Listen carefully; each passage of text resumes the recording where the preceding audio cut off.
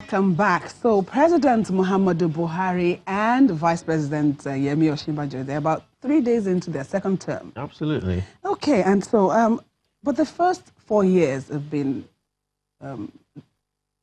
rated differently by different people on different scales. Okay, some people say they've tried, others say, and those others seem to be, louder than those that are saying they've done well. Yeah. The others that are very loud is that they haven't done so much, depending on all of those things that they promised before, getting into office.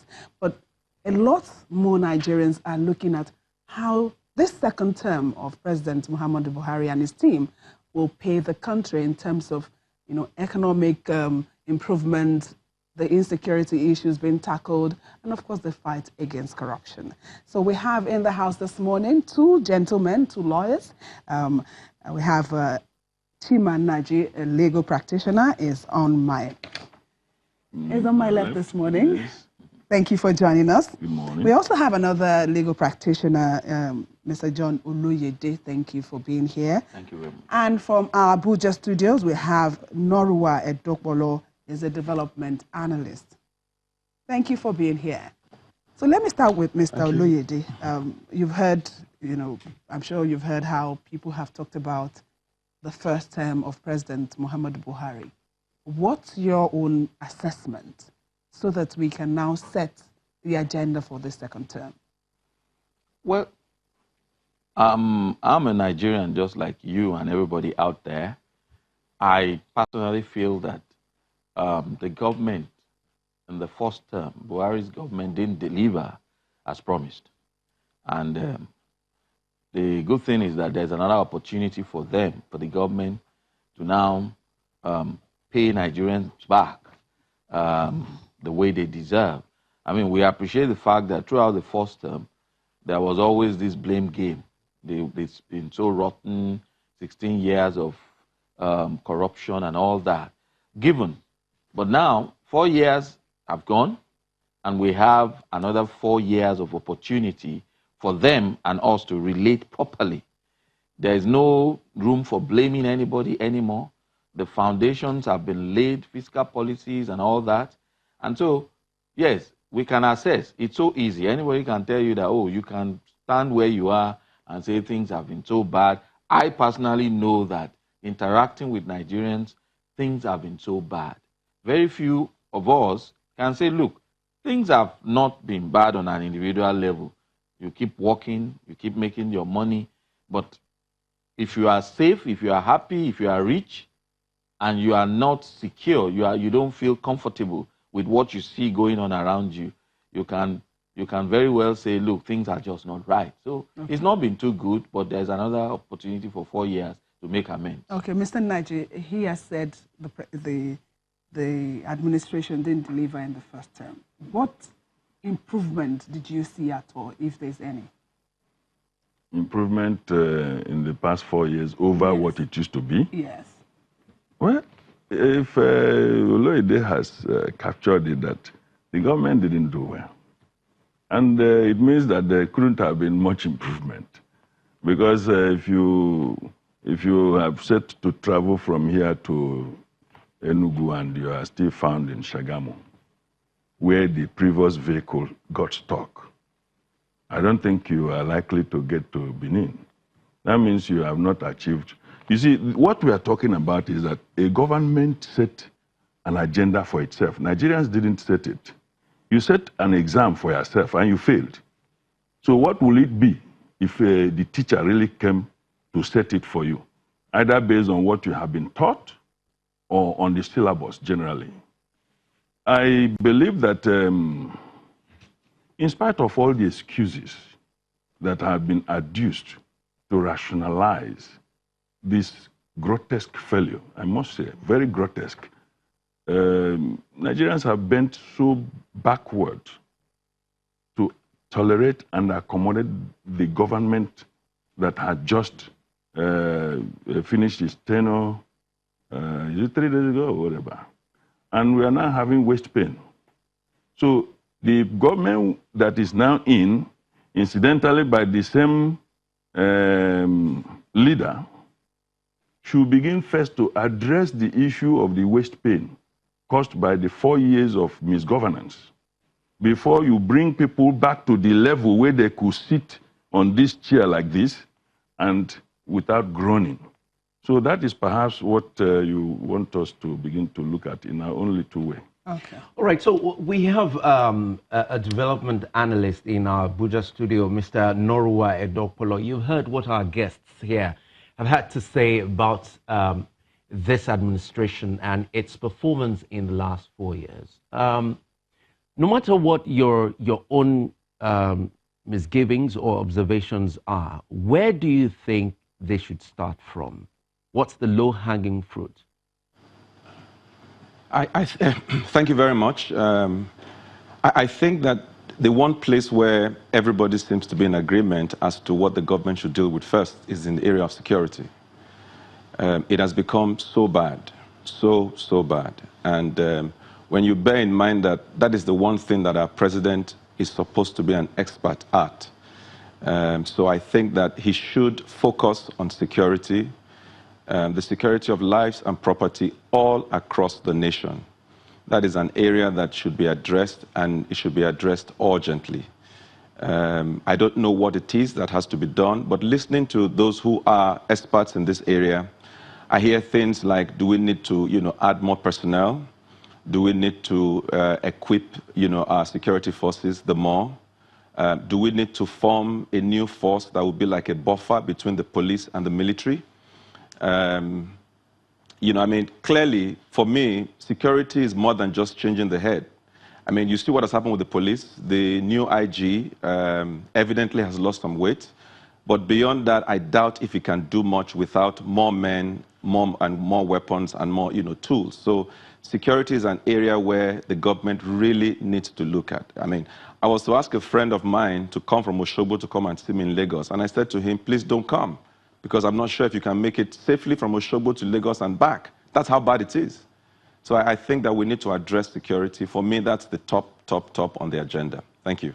Okay. So he has picked security. What would you pick next?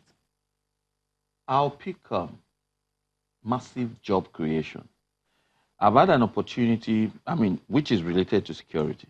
I've had an opportunity to interact with someone who is related to a victim of these kidnappers, and who is a colleague, a legal practitioner, a lawyer in Ibadan.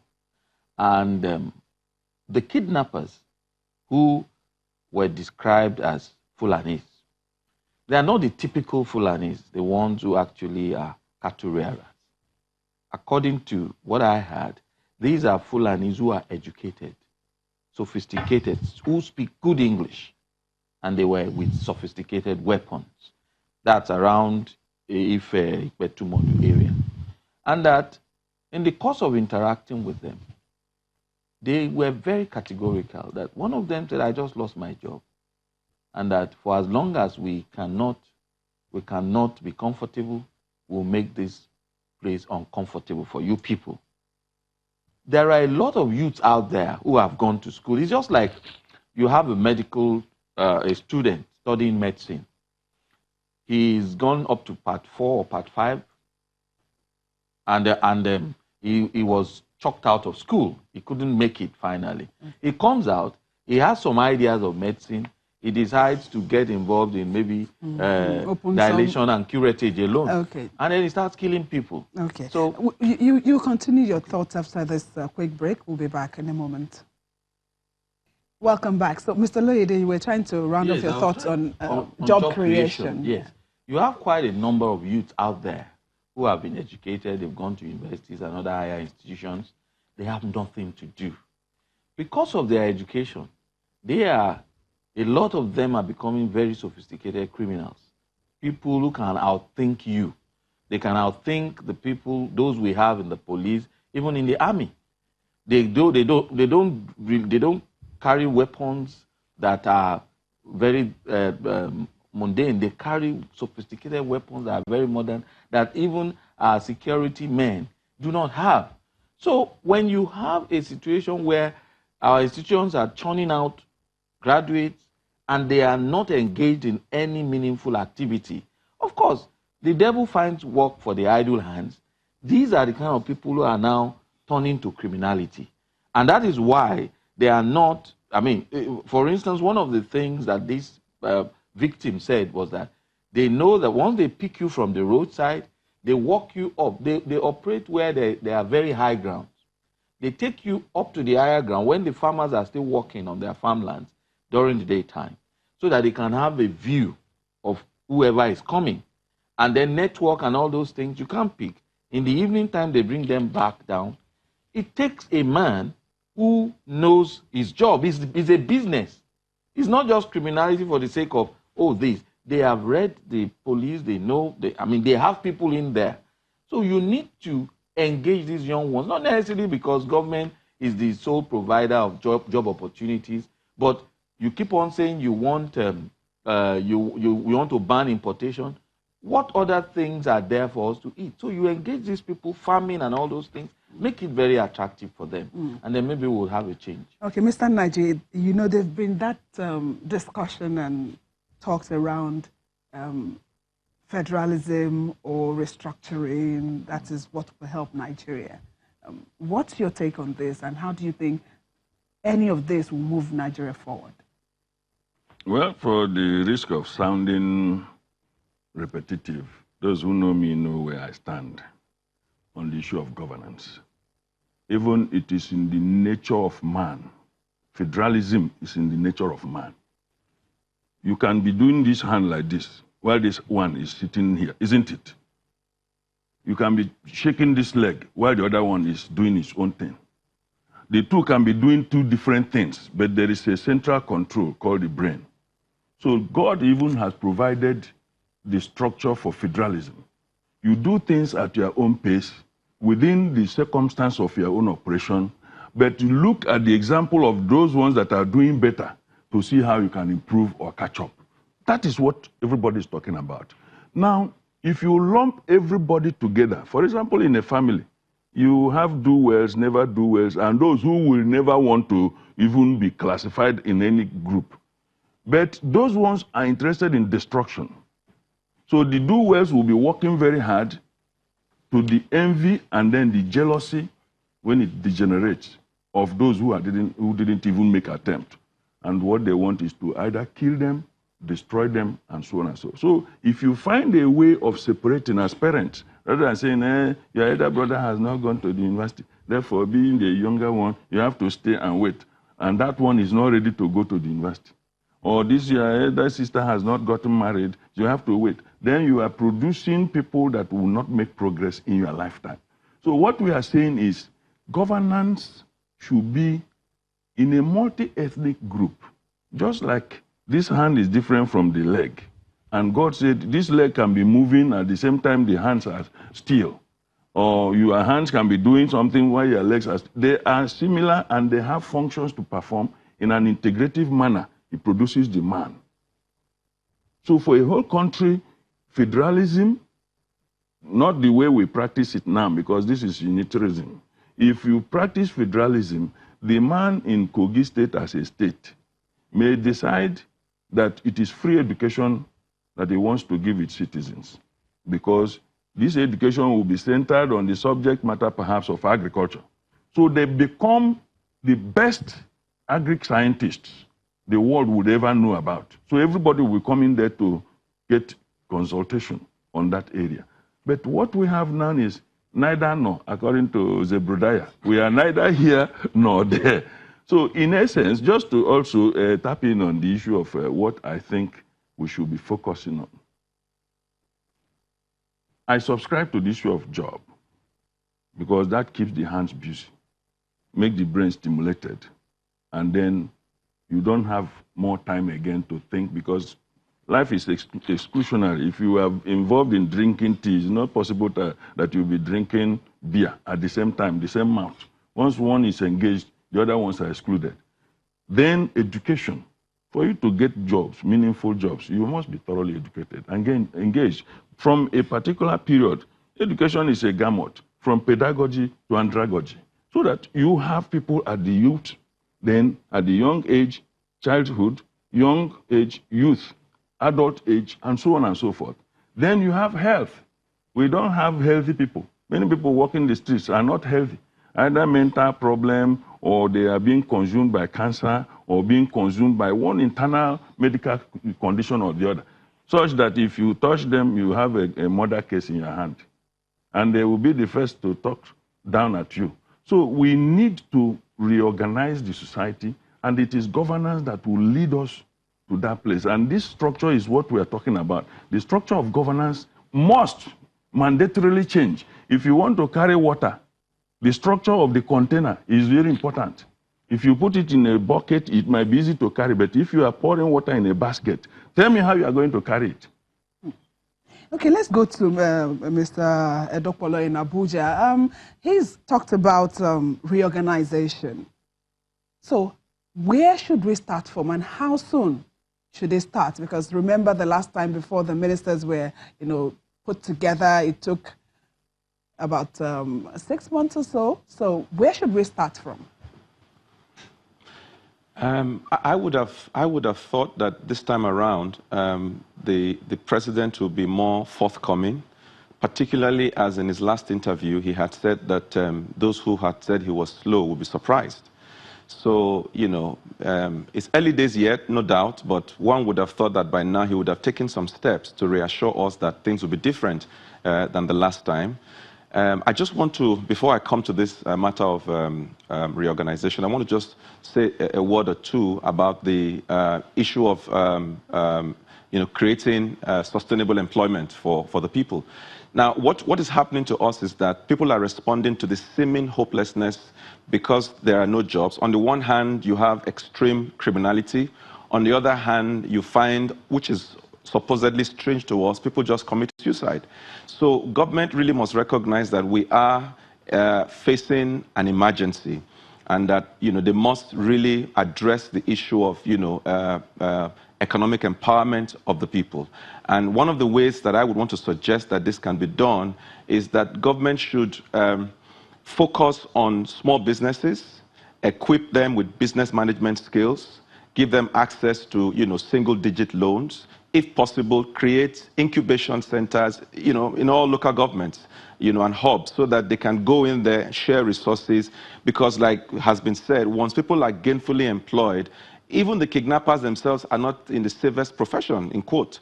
Now, coming back to reorganization, this time around, the APC has the executive, the APC has the legislature.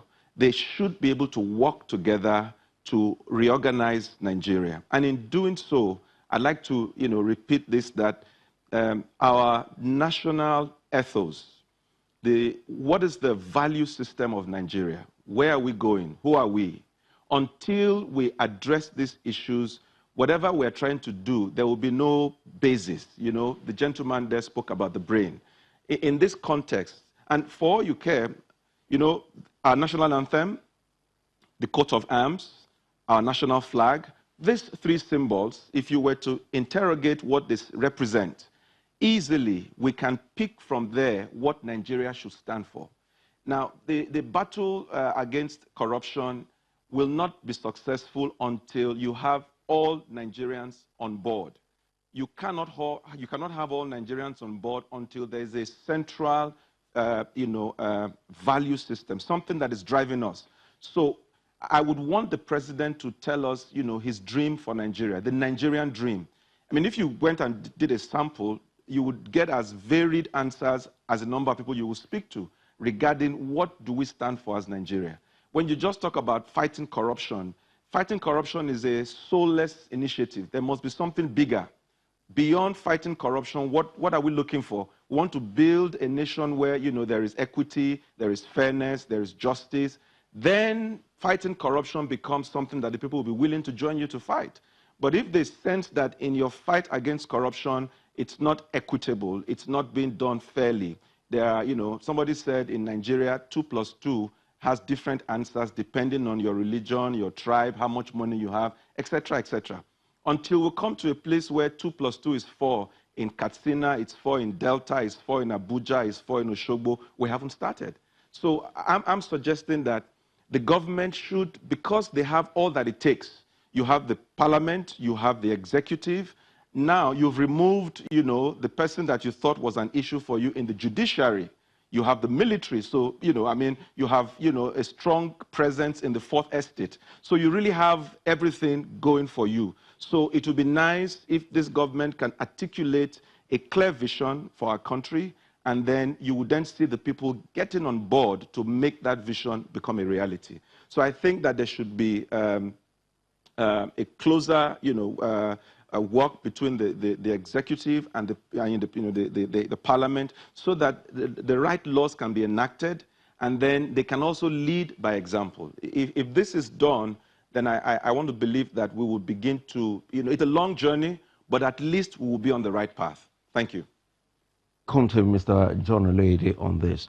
One thing we all know that the government in the last 4 years took quite seriously is the issue of social intervention, because they realized that quite a number of Nigerians are living at the bottom of the pyramid, which is something you'd say makes a lot of sense. Going into the next 4 years, would you say, assessing the entire bouquet of the social intervention programs, would you say this is something they should continue, given the fact that even the social intervention programs received hard knocks? Of course, talking about social intervention, was that one called something money? Things like that. Yeah, quite a number of trader money, market money, and all of this. What kind of social intervention is that? You have a population of over 200 million, and you are distributing money in marketplaces, no accountability, something that will always allow for corruption, which we are still fighting. Because the people who are now, there was a point when they said some recovered money, some monies recovered, Abacha loot, that, oh, this is part of the money we are now using for this social intervention.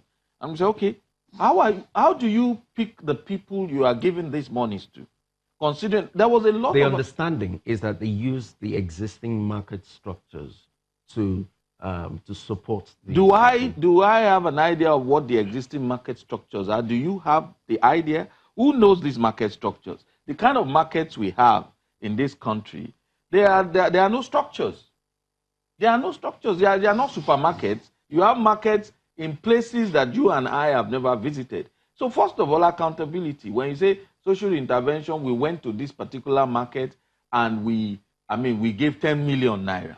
Now, what about the feedback? How can Nigerians assess the books and actually confirm that the 10 million naira actually went into the right hands? Now, leaving that aside, Nigerians do not need, I believe that as a people, we are very proud people. We don't need hand-me-downs. We don't need to be turned to beggars. We don't need such things. There are basic things that we need in this country that once those things are in place, if the politicians read us well, they would appreciate the fact that you can rule for 100 years if Nigerians have power, if they have good health facilities, if they can go send their children to schools at minimum costs, and these people come out and they can fit into any society. Now, instead of just giving money out selectively, picking marketplaces, picking the kind of people you want to give them to, let us invest money, hard-earned money, on infrastructural development. Now, you have a minister in place who is supposed to be Minister of Power, Housing, and what's the third one? Works. Now, we have a situation, there's an emergency in the power sector in this country. If the power sector is reformed and is actually activated, I believe that 50% of joblessness will be gone. There are a lot of young men and women out there. They go to their workplaces every day. They are traders. They are people who have learned trades, and they cannot work because they have even rented shops where there is never power supply. So we need to fix for 4 power. years, for 4 years, the power situation has refused to budge. Now, that is one. So instead of doling out money, giving 10,000 naira, that you and I cannot ascertain has gone into the right hands. Let them put this bulk money into creating the facilities that will enhance trading. Mr. Naji, do you agree? To a very large extent. Because intentions may be very good, but execution will make it bad. Like it's stated that everything God created is good, but thinking makes some of them bad. That's why some people say we can't eat snail, we can't eat dog, but everything is meat. If you get my drift, it means that even the president's wife had the occasion to query the particular place that these monies went to. To me, therefore, it looks like the social intervention was just the physical social intervention in the market that we saw the vice president doing. I don't know whether those monies intervened in any manner, socially or socioeconomically. But let me very quickly state that when we talk about jobs, those people who are still struggling in our circumstance to give jobs are being challenged deliberately and maliciously. In this climb, we have all the security agencies, immigration, customs, police, except warders in the prison who have a circumscribed jurisdiction. They don't come outside. They write letters to companies, threatening them of one thing or the other, so on, NAFDAC and so on. Now, these organizations have to make profit. They come, they extort money, even when you have everything right. It is injurious to the investment climate. Okay. And so we're talking about job. The ones that are being created are being wasted because the opportunities are being denied. Okay, we're going to wind down this discussion now, but I want you to quickly touch on the legislature, because this government is not going to stand on its own. That's the executive we're talking about. What's the role of the legislature in ensuring that this time around things will work better for Nigerians from their end? First, I must commend the outgoing 8th Assembly for doing a very good job of checkmating. Because the job of legislature is not to rubber stamp. It is to exercise authority over what the executive brings to it, see whether it is in tandem with what their constituencies want collectively, and then whether it is ultimately good for the people of this country. Many people in the executive are not elected, and some of them they are there to fester to their own pockets. So these people are the checkmates. So if they do their job very well, that means Nigeria will be better. And the 8th Assembly acquitted itself reasonably, creditably. Mm-hmm. Thank you so much for coming on, gentlemen, this morning to talk about, the agenda for the second term of President Muhammadu Buhari. We have in our Abuja studio a development analyst, Noruwa Edopolo. Thank you for joining us. Mr. Chima Naji is a legal practitioner. So also Mr. John Oloyede. Thank you. Thank you all for coming. So we'll take a quick break on Sunrise and we'll be back with another interesting discussion. Just stay with us.